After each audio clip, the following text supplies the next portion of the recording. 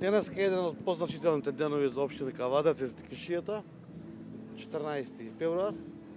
Свети Трифон, нашиот заштитник на лозарството, на Тиквишијата, нашата винова лозара, нашето грозје кој што да го произведеме, традиционално, како и секоја година и ова година, во чест на лозарството, заедно со голем број на амбасадори, со голем број на гости, заедно со председателот на ВМРО-ДПР господин Христијан Мицкоски, ја закроевме виновата лоза со свештена литургија, како што доликува на македонски православен народ,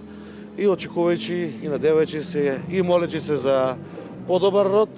здраво грозје со подобра шеќерност и квалитетно вино. Општина Кавадац е горда на традицијата, општина Кавадац е горда на она што нашите претходници ни го оставиле, а ние го негуваме како традиција, а нормално и вклучувајќи ги и новитетите во производството на грозје, производството на вино, гледајќи го нашето вино пошироко во Европа и низ светот. Господине Јанчев, еве што мислите, кои се најголемите предизвици со кои треба да се надминат за да производителите на грозје и на вино имаат,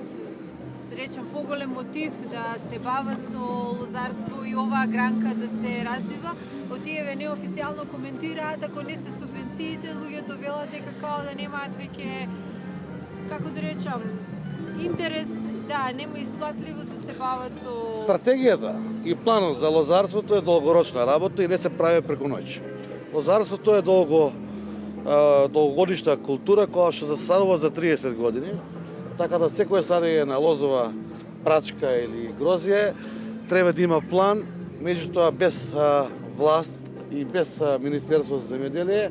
тој план е тешко остварнив.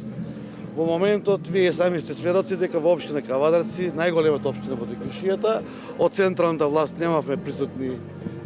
представници на самиот чин на закривување, ниту од Министерство за земјоделие. Тоа е, мислам дека нивен пропуст, не е наш пропуст, сите беа уредно поканети, а во делот на она што општината го прави. Тоа е тоа што општината направи 30 метеоролошки станици земјоделски, каде што ќе му кажеме на земјоделците за поквалитетно заштита на пестицидите, за поквалитетно грозје. Отворивме вински музеј, отворивме винотеки, регистриравме 30 семејни винари и така да мислам дека ВМРО-ДПМН со кадрите кои што ги има во делот на земјоделието и со идеите, со долгорочен план, а тоа не се прави на година или едносезонски, на 5, 10, 15 години мислам дека ќе постигнеме квалитетно грозје пред се, а тоа знаеме ние да го изнегуваме, а цената е неопходна да ја постигнеме кога ќе имаме и квалитет, и соработка и со винарските визби, и со централната власт, а нормално и тука е вклучена и економијата, извозот на вино и целиот пласман на самото вино. Пред малку кажав и пред сите сограѓани дека од 49 година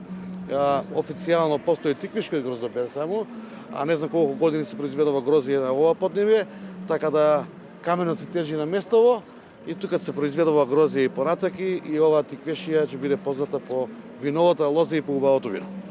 Благодарам.